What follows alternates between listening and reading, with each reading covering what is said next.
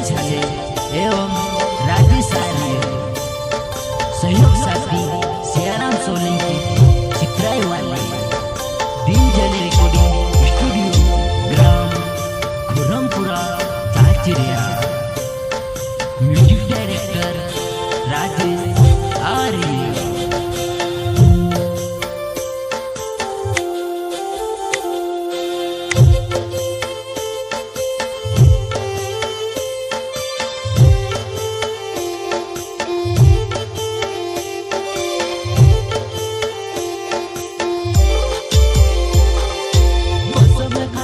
कोसम तारा झूठा रोई गया, झूठा रोई गया, सोच मारा दिल के तू बेवफा बनाई दे देवो, सोच मारा दिल के तू बेवफा बनाई दे देवो।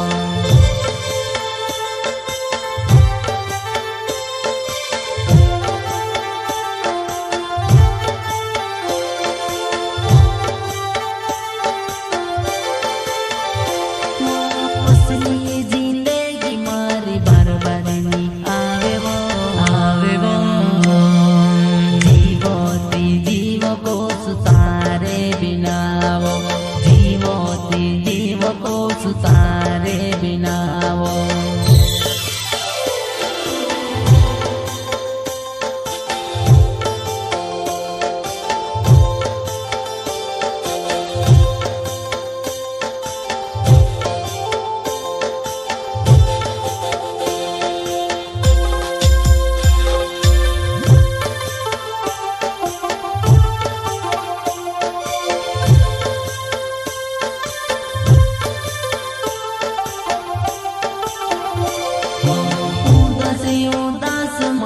दिल रोहे वो, दिल रोहे वो, दोस्तों यार पूछे बेवफा तारना वेली ने रोड़वा, दोस्तों यार पूछे बेवफा तारना वेली ने रोड़वा।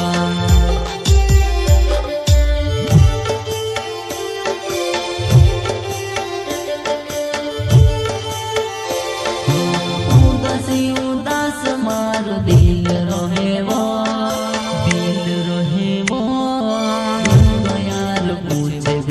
तारना वेली ने रोड़वा, दोस्तों यार पूछे बेवफा तारना वेली ने रोड़वा।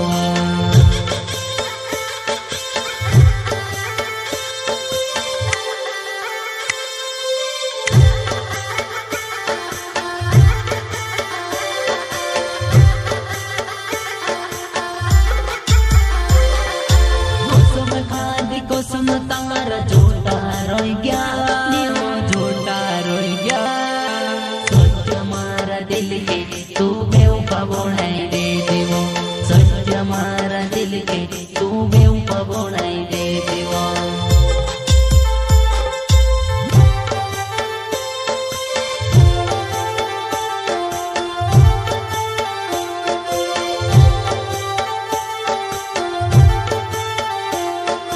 नानी से होते लिए प्यार होई गइलवो, होई गइलवो, दुआनी में से है छोड़ी ने दिसुरु है रिले देवा, और दुआनी में से है छोड़ी ने दिसुरु है रिले देवा।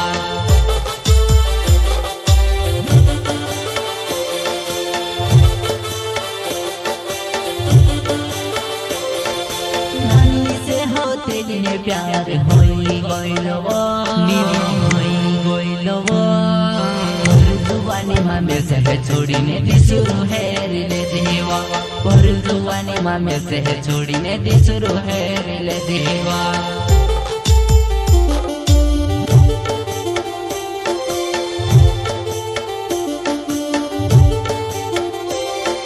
सियाराम सोलंकी नाम चित्राई गावे वो, गावे वो, अपना दिल के तू दुश्मन बनावे वो, सच्चाई अपना प्यार के तू दुश्मन बनावे वो।